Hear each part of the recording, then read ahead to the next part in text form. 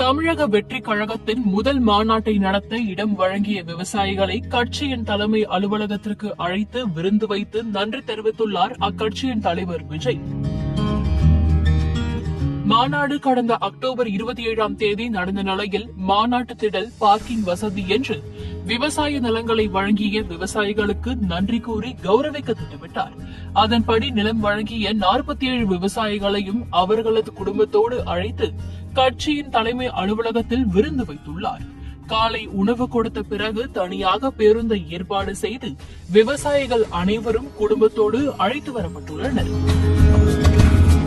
இதற்கான ஏற்பாடுகளை அந்த மாவட்ட பொறுப்பாளரும் கட்சியின் முக்கிய நிர்வாகிகளும் செய்துள்ளனர்.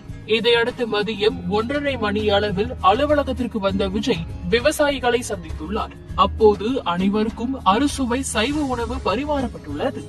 சாதம், சாம்பார்,